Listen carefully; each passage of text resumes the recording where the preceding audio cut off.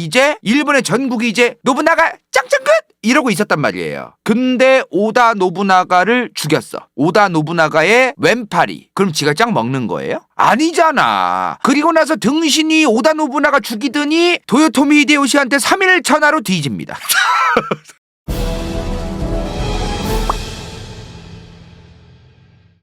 1592년 한반도에서 임진왜란이 일어납니다. 도요토미 히데요시가 오다 노부나가가 전국 통일해놓은 거에 숟가락을 딱 얹죠. 전국시대 주요 다이묘 세력 지도예요. 이러했던 어마무시하게 피곤했던 일본의 전국시대를 오다 노부나가 짱이 전국 통일을 합니다. 이 오다 노부나가의 오른팔 왼팔 좀 꼬봉 비스무리한 좀 시다가 있었어요. 시다. 그게 바로 도요토미 히데요시입니다. 도요토미 히데요시가 처음부터 막 엄청난 무슨 다이묘였고 대단한 뭐 그런 게 아니요. 이 양반이. 이 양반은 원래 오다 노부나가의 가신이었습니다. 가신. 사실상 굉장히 최측근 신하 좀 그런 거예요. 근데 오다 노부나가의 오른팔이 도요토미 히데요시였댔잖아. 근데 오다 노부나가의 왼팔이 있었어요. 왼팔. 그 왼팔한테 이 양반이 죽어요. 오다 노부나가를 죽인 애가 있거든요. 걔도 문제가 진짜 많은 애야. 왜냐면 봐봐 지금 일본의 전국 시대를 오다 노부나가가 통일을 하냐 마냐 얘기가 나오고 사실상의 통일을 했는데 굉장히 많은 지역 다이묘들이 오다 노부나가한테 충성맹세하고 이제 일본의 전국이 이제 노부나가 짱짱 끝! 이러고 있었단 말이에요. 근데 오다 노부나가를 죽였어. 오다 노부나가의 왼팔이. 그럼 지가 짱 먹는 거예요? 아니잖아. 그리고 나서 등신이 오다 노부나가 죽이더니 도요토미 히데요시한테 3일 천하로 뒤집니다. 뭐야 지금 과정이. 오다 노부나가가 일본의 전국 시대를 이제 통일을 거의 다 했는데 오다 노부나가의 왼팔이 오다 노부나가를 죽였다. 근데 그 왼팔 새끼도 3일 만에 오른팔이었던 도요토미 히데요시한테 뒤졌다. 그러자마자 도요토미 히데요시가 일본의 전국 시대, 사실상 오다 노부나가가 통일하기 직전이었던 이 일본의 전국 시대에 있던 다이묘들을 잘 포섭해서 세력을 모아서 도요토미 히데요시가 해먹기 시작합니다. 근데 아무리 오다 노부나가가 최고였고 뒤지고 나서 도요토미 히데요시가 바통 터치를 그랬을지언정 그럼에도 불구하고 각자로만 보면 이 양반이 짱이었습니다. 도쿠가와 이에야스 하나하나의 세력으로만 보면은 이 양반이 짱이라는 거죠. 그래서 도요토미 히데요시가 허세를 부리려고 했던 건지 아니면 도대체 무슨 이유였는지 이게 설이 되게 많은데 결국에는 임진왜란을 일으킵니다. 근데 아까 뭐라고 단독으로 짱이 누구라 그랬어요? 얘라 그랬죠? 도쿠가와 이에야스. 이 양반은 임진왜란 때 파병도 얼마 해주지도 않아. 파병을 해주긴 하는데 일부러 예비군 병력으로 변제를 해놔요. 임진왜란 본군들은 이제 수군을 동원해가지고 어찌되었든 그 한반도로 오고 있었을 거 아닙니까? 근데 예비군으로만 등재를 해놓고 도쿠가와 이에야스 군대는 거의 가지를 않아요. 별로 그 임진왜란에 뭐 그 도요토미 히데요시 좋아지는 일에 자기가 끼고 싶지도 않았고, 그럼 어떻게 보면 현명하다고 볼 수도 있고, 지가 해먹을 그 각을 딱 정해놓고 대기를 잘 타고 있었던 사람이다. 근데 이러고 나서 결국에는 임진왜란이 일본이 빼면서 끝납니다. 그죠? 근데 도요토미 히데요시가 이제 늙어서 죽죠. 죽고 나서 어떻게 돼요 실제로? 일본은 도쿠가와 이에야스의 에도 막부가 시작됩니다. 도요토미 히데요시는 임진왜란을 일으켜가지고 조선 한반도 같은 데에 땅을 얻어내서 이 일본 전국 시대 때 있었던 다이묘들 있죠. 자기 편으로 이제 만든 애들. 쟤네들한테 땅도 주고 전리품도 막 수여하고 막 그래가지고 자기 편으로 만들고 싶었던 게 있던 거예요. 어찌되었든 간에 도요토미 히데요시는 임진왜란을 일으켰습니다. 그죠? 당대 최대의 국민들과 백성들을 시다바리처럼 굴리던 전 세계 최대의 중앙집권을 자랑하던 명나라와 조선으로 수많은 전국시대 애들 데리고 도요토미 히데요시가 갔던 거죠. 무슨 말이요? 여기는 그냥 끌고 가면 그냥 군대야. 근데 여기는 와줘 애들아 씨부레 라고 해야 가는 거야.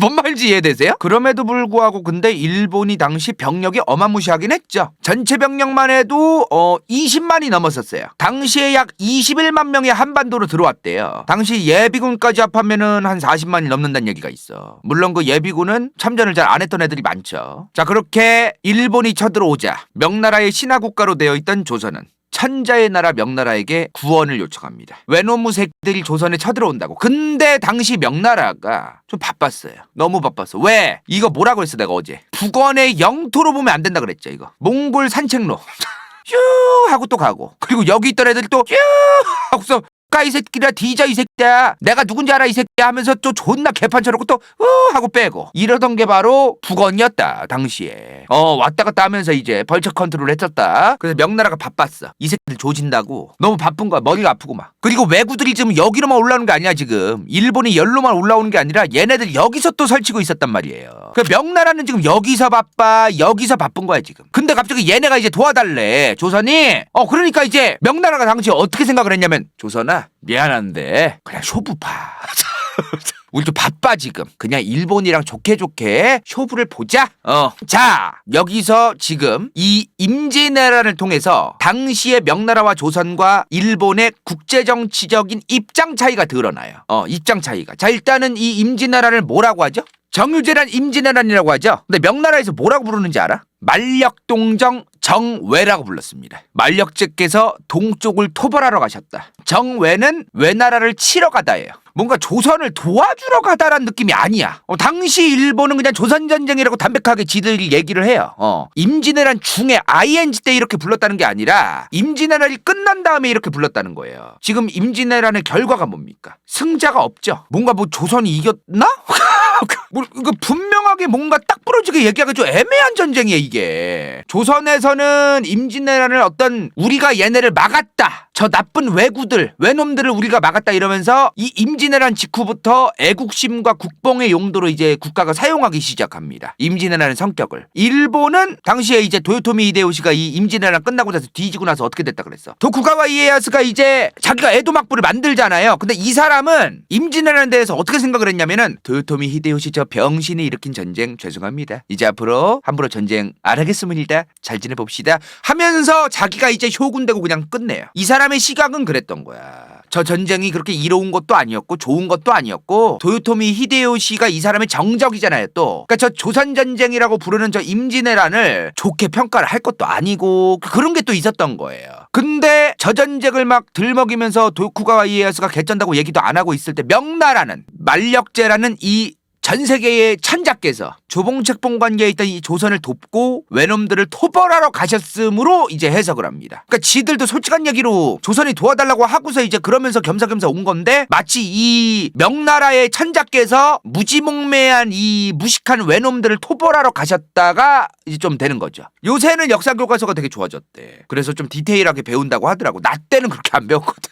나 때는 그렇게 안 배웠단 말이야. 디테일하게. 뭘 배워? 임진왜란 이후의 동아시아, 임진왜란 이후의 격변, 요거를 우린 배워야 되거든요. 제일 중요해. 임진왜란도 뭐 중요한 사건이긴 한데 그 이후에 또 어떠한 일들이 펼쳐지는가를 우린 알아야 된단 말이야. 임진왜란은 당시 동북아시아의 국제정세를 완전히 180도 바꾼 사건입니다. 그래서 굉장히 중요한 국제정치적 사건이에요. 과거의 국제정치적 사건. 자, 일단 임진왜란 얘기는 잠깐 뒤로 한 채 조선 초기 얘기를 할게요. 조선 초기에 이성계, 이방원 딱 이렇게 갈 때 요 당시에 조선과 명나라의 관계가 뭐였을까요? 동아시아만의 특수한 외교관계라고 얘기할 수 있을 정도로 그냥 명나라 같은데 형님 하면서 좀 기자? 어쩔 수 없지. 저 새끼 존나 센데 어쩌겠니? 요런 느낌이 있었어요. 실제로. 근데 임진왜란 이후에 숭명으로 아예 사회 분위기가 바뀝니다. 숭명이 뭐예요?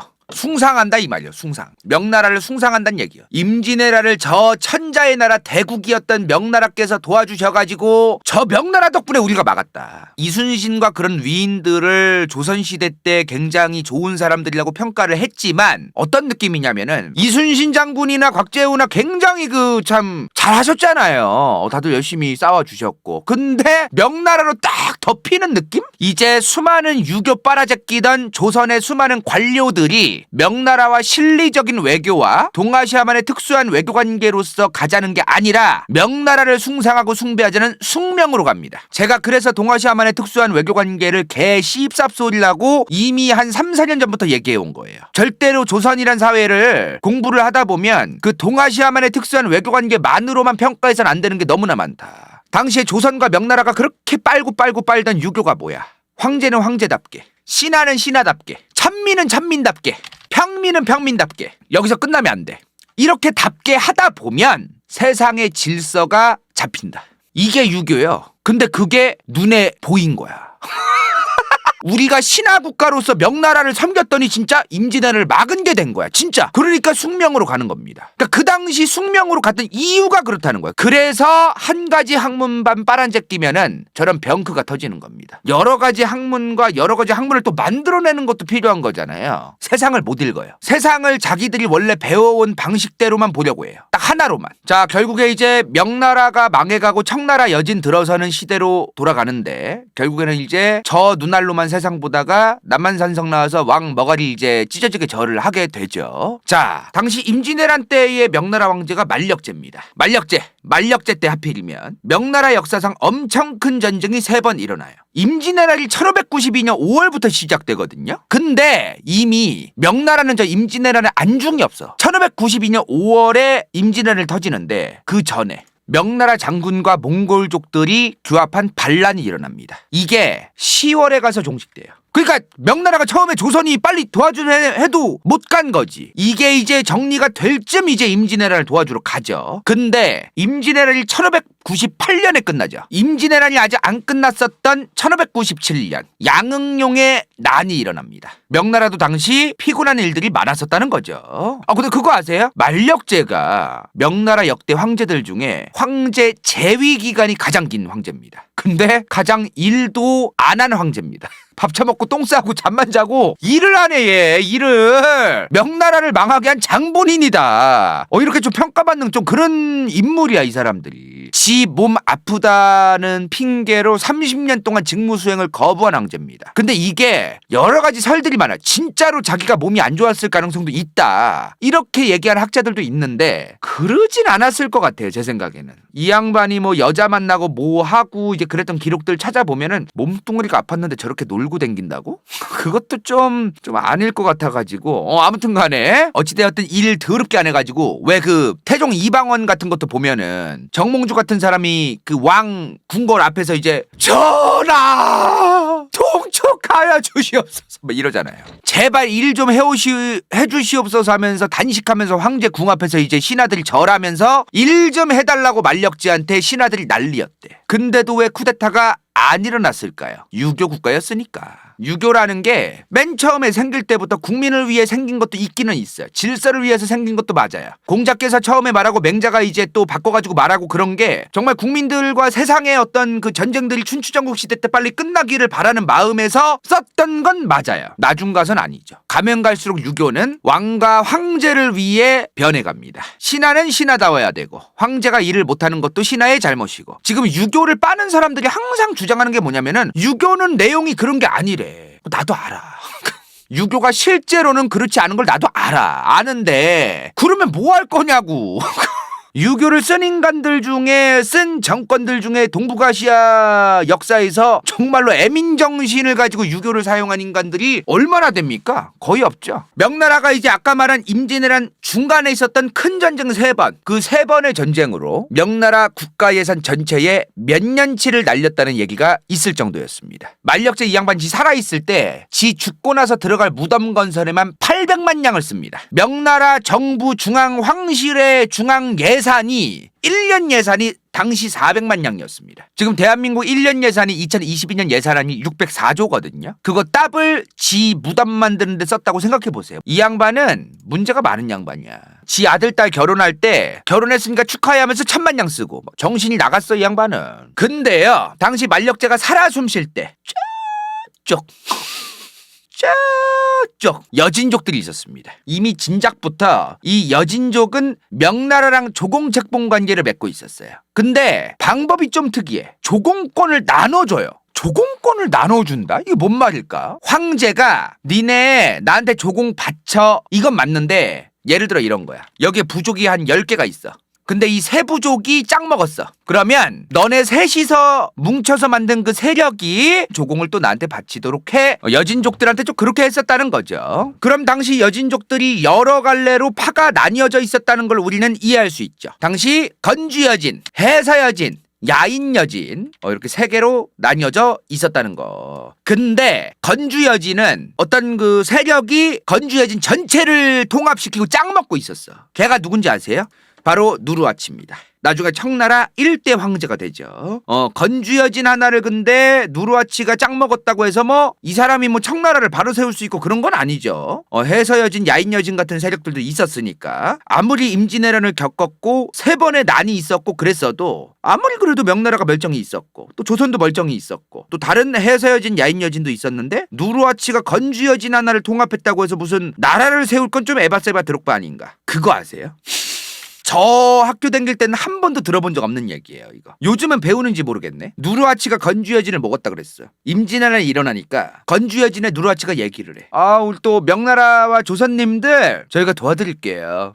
또 왜구들하고 싸우느라 힘드시죠? 저희가 원병을 보내드릴게요 하는데 조선이 오랑캐 새끼들 어디 니까지 것들이 여기에 참견을 하려고 하냐. 꺼지라 그래요. 당시에 조선이랑 여진족의 사이도 더러웠어요. 그냥 오랑캐란 이유만으로만 오지 말라고 한 건 아니야. 세종 때부터 여진이랑 계속 티격태격하죠. 그래가지고 사이가 이미 더러웠어. 누르하치가 도와주고 싶었는데도 못 도와줘요. 근데 만약에 얘네가 엄청나게 많은 병력을 끌고 와서 여기 가가지고 뒤져줬으면 청나라가 없었을지도 모르죠. 물론 결과론적인 얘기입니다. 또 이런 얘기하면 우리나라 사람들 예민하다고, 이런 결과론 얘기 잘못하면은 너무 과몰입한다고. 자, 어찌됐든 누르하치는 이제 임진왜란 때 원병을 안 보내고 짜져 있었습니다. 자, 이렇게 여진이 여러 개가 있었댔어요. 자, 이 여러 개의 여진들이 이제 통합이 됩니다. 그리고 후금이 탄생합니다. 당연히 후금의 왕은 누르하치죠. 여기까지. 이번 영상이 볼만했다면 좋아요와 구독, 재미없었다면 이건 재밌을지도 몰라.